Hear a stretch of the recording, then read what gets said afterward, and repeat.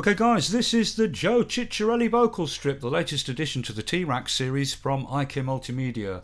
And this video is the quick one.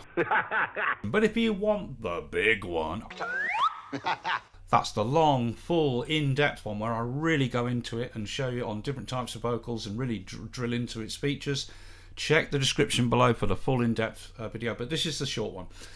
So here it is, and the Joe Chiccarelli vocal strip is a quite complex set of routings of processors, all contained in a single plugin, and it emulates the preferred vocal chain of the famous producer Joe Chiccarelli. And the beauty of it is that it is this quite complex routing chain of processors, but all in a single plugin, so you can easily slap it over a vocal channel or a vocal group bus channel, and all that complex routing is in a single plugin with all the parameters available to tweak and sculpt your sound in one simple plugin. And it's beautifully tuned, obviously, to work with vocals. At the core of the unit are these three parallel compressors, and this one is an old Uri 1176, and this one is an old Fairchild 670, and this one is an old Universal Audio 176 valve limiting amplifier with a little bit of a tube tech rolled in. I call these three compressors the slurp, the silk and the treacle because that is their characters. Okay. Now, three compressors have a mute button to knock out the ones you don't want to hear, and you can use one or two or all three of them, and therefore they have an amount control to set the balance between any that you're using.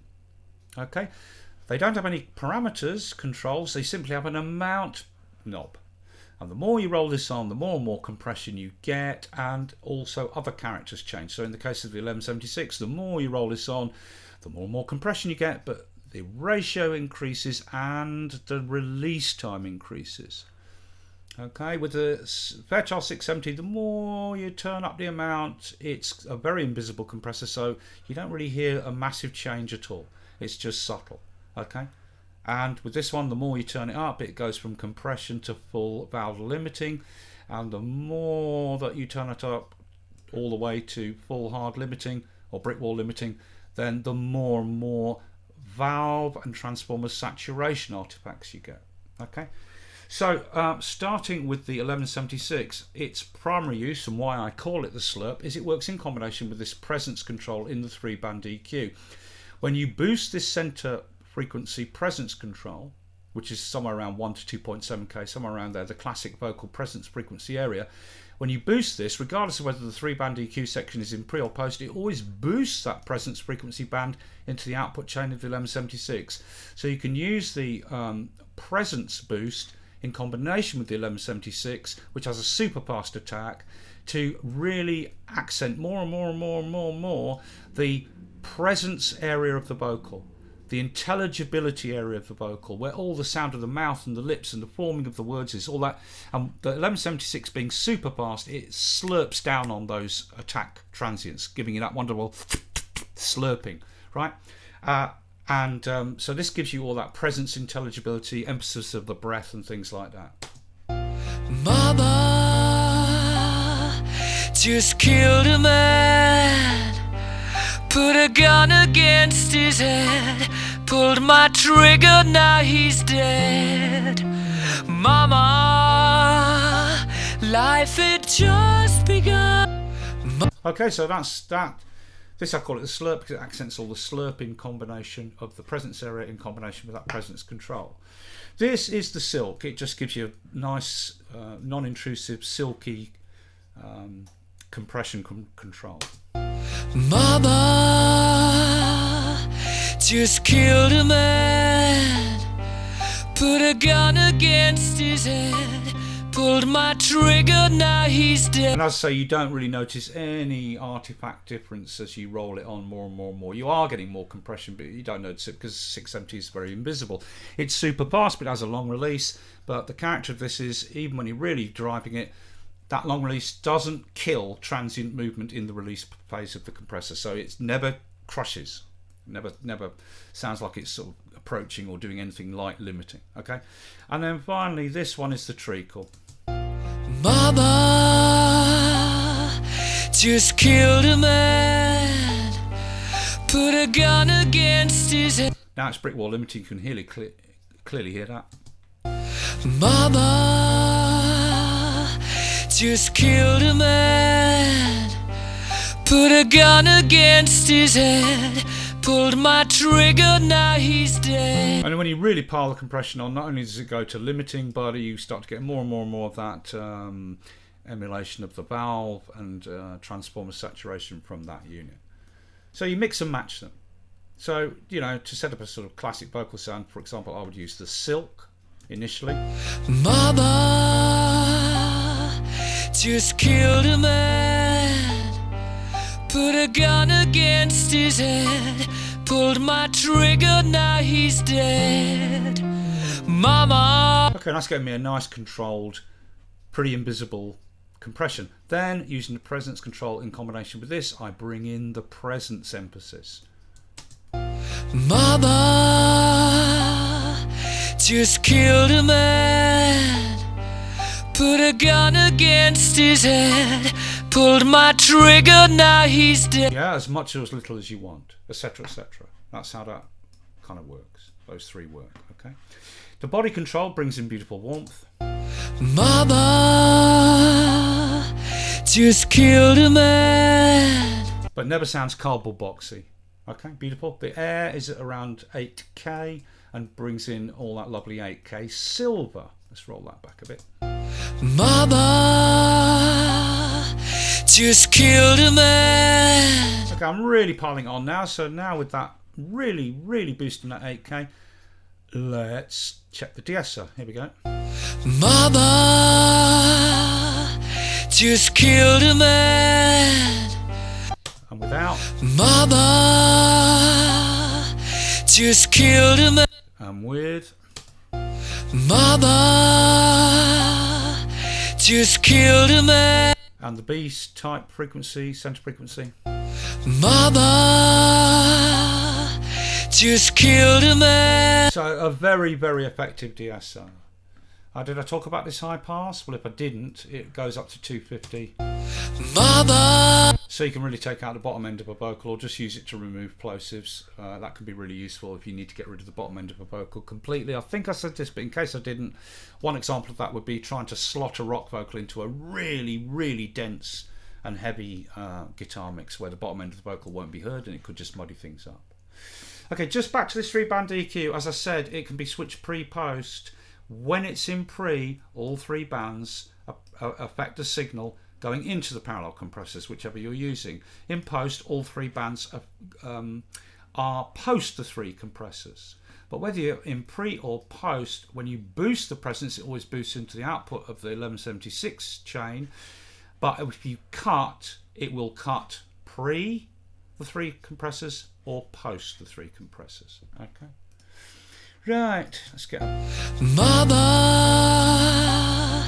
just killed a man, put a gun against his head, pulled my... Okay, next, the reverb plate or chamber, and they're beautifully tuned. The EQ balance of the output is beautifully tuned to work with vocals. Never sounds too dense or too intrusive. The plate, here it is at the smallest size. Mama just killed a man. Beautiful. And at a big size. Mama. 2-second decay max. Nothing heavy, right? Mama just killed a man. The chamber has early reflections that the plate obviously won't have, although it does have a sort of pre-delay effect. Mama just killed a man. Slightly longer release, about just over 2 seconds, but neither of them releases too long, and they never get in the way of a vocal. Fantastic stuff. Mama just killed a man. Okay, let's turn that down. Next, there are the 2 echoes. This A is a mono tape echo, straight down the middle. I'll put it on a quarter. Very, very dull. About 5 repeats maximum before it's completely gone. Mama. Yeah? Mama just killed a man. And B is a ping pong, so each echo is left, right. Again, slightly more repeats, but no more than 5 or 6 before it's gone completely. Mama, fantastic stuff. Mama just killed a man, put a gun against his head, pulled my trigger, now he's dead. Okay, finally the mod, or finally before we get to the output section, the mod, which is essentially a chorus with no feedback. In B, it's a really short delay time, and so it has the effect, therefore, of sounding more like an old enhancer. It just adds that chorusy glimmer, but without feedback. Mama just killed a man, put a gun against his head. The A time is just longer, but again with no feedback. So this behaves, let's take the reverb down, this behaves, and the echo down, like a sort of very short ambience in a vocal booth or something. Mama just killed a man. Okay, then finally, of the output, you've got a wet-dry control to blend in the entire processor as much or as little as you want with your dry signal, or use it fully wet. And there's the drive control with a color, which is tone basically, and this gives you every type of saturation, distortion you want, from subtle to full blown in different flavors of things. So let's hear it on full bore. Mama just killed a man, put a gun against his head, pulled my trigger, now he's dead. Mama, life had just begun. And as you can hear, in this direction it's more tops and tails and scooped, and you roll it more and more this way, and it becomes more and more presence orientated, mid presence orientated. So this will get you anything from the most subtle saturation to colour up a vocal to full blown overdrive if required for different types of genres of music. Oh yeah, and finally just one last thing to note. This 3-band EQ. When you boost the presence band, which is, as I say, a not too vicious bump at around 1k to 2.7k, and the air band, which is again a not too vicious bump at 8k, when you boost either of these, you're not simply boosting those frequency bands. They are boosting those frequency bands, but also boosting harmonic artifacts and subtle harmonic saturation the more you boost those 2 band frequency areas. So in that respect, they behave very much like the Abbey Road equalizers, which were 2 famous equalizers made by the Abbey Road engineers back in the day.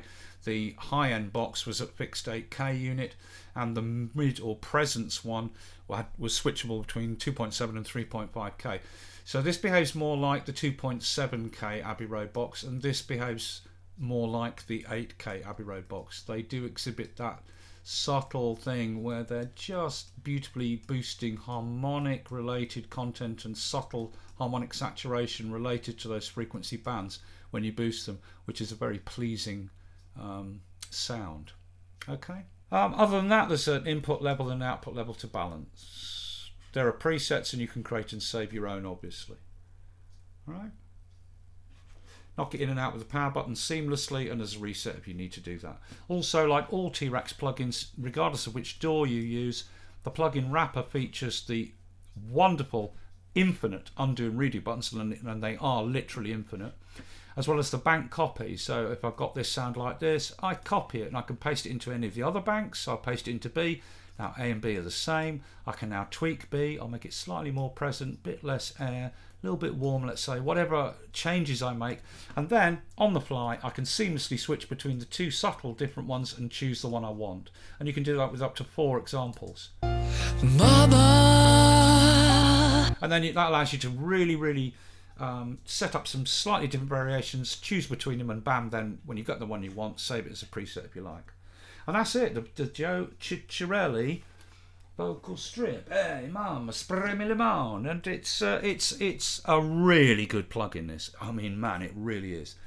I have also tried it on group BVs, but on a neo soul type thing with a 4-part male vocal BV arrangement. It works brilliant on that. If you want to hear that, go for the full in-depth video linked in the description below. But trust me, it's brilliant on neo soul and R&B type BV group stuff. So it costs, let's go to the old web browser, it costs 159, there it is, 159.99 euros. There was an introductory offer for the first week, but that's passed now.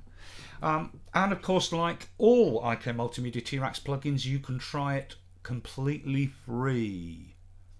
Okay, you install the T-RackS custom shop, which also installs every single one of the T-RackS plugins on your computer. And then you can try any of them that you like.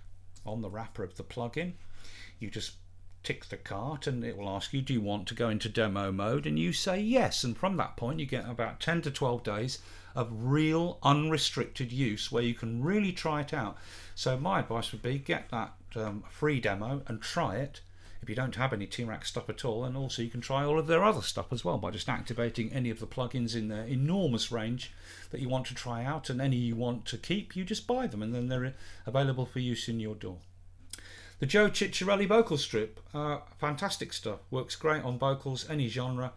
I've tried it also on acoustic guitars, it works really nicely on that, and on electric guitars. Doesn't work on drums though, but I mean, I was just trying it to see if it would work on those other things, but it is primarily designed to work with vocals. And just to finish and to emphasize, the beauty of this plugin is that it's not only sounds great, but it gives you an incredibly complex vocal chain in a single plugin that you just put on either a single vocal track or a group vocal bus, and all of the parameters are available to tweak, and all that complex routing is contained in a single plugin.